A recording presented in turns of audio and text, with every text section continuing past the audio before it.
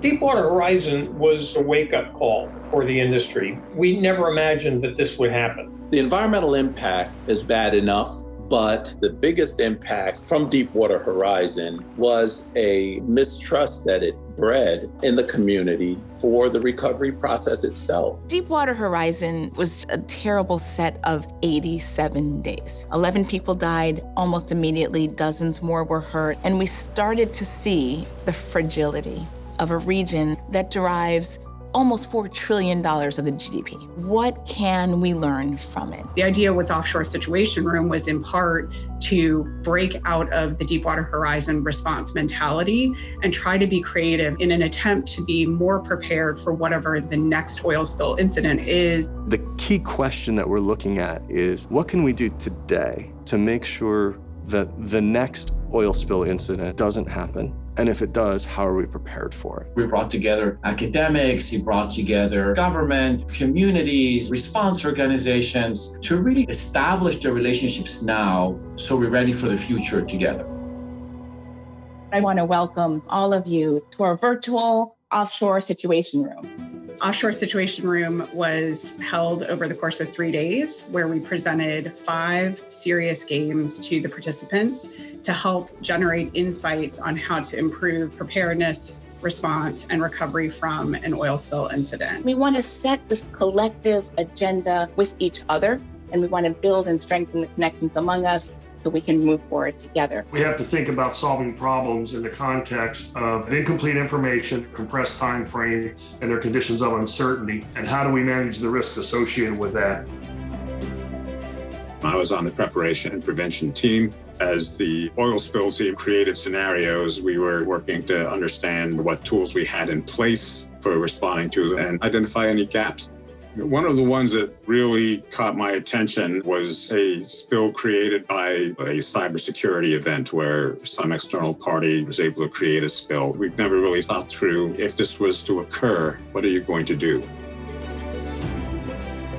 The scenario we responded to involved the release of oil subsea. We began to work as oil spill responders, engaging the community as needed to ensure that the resources and assets were in place to contain the spill. The federal on-scene coordinator had a room, the community outreach people, the response technicians, the scientific coordinators had a room. You could just see the icons moving back and forth between all 4 rooms. We knew that we would have to coordinate between each other. My role was to represent the state of Louisiana in negotiating with other Gulf Coast states and the federal government to recover from the disaster in the game. The thing that was absolutely the clearest was the way to be most successful in the game was through collaboration. There was no way for us to actually fully implement a series of projects unless we could figure out how the federal agencies, as well as some neighboring states, could see the projects that Louisiana wanted to accomplish as wins for themselves. When we worked on the needs and planning game, we were asking ourselves what could be done differently that would improve our ability to respond to any potential accidents like this in the future.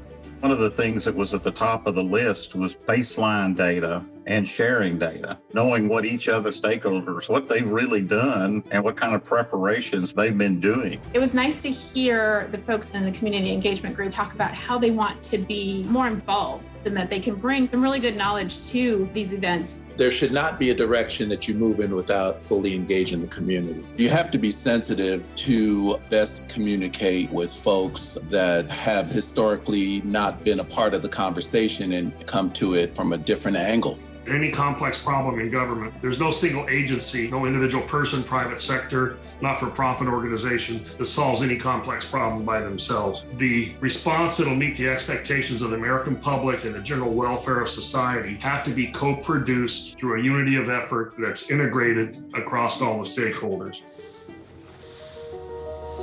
I believe we're much better prepared than we were 11 years ago, but it doesn't mean that our work is done, and it doesn't mean that things can't be better, that we can't operate smarter. The educational aspect is the big takeaway for me in how to better educate the public about response capabilities and the plans that go into effect so that there's less fear about the operations that are conducted offshore. We still have a lot of work to do to keep the community interest at the forefront of thinking. How to protect individual health, but also the health of communities. I think the biggest lesson learned from the Offshore Situation Room is really the need for things like Offshore Situation Room, the need to bring this variety of stakeholders together in a way that's non-threatening, that pushes the bounds of their creativity and encourages them to meaningfully collaborate with one another. There is no silver bullet to the energy demands of our future, but I think it's having a realistic understanding of the complexity of each one of these different pieces and how they interplay with one another to form a network solution. We've got an awful lot to process, and we will.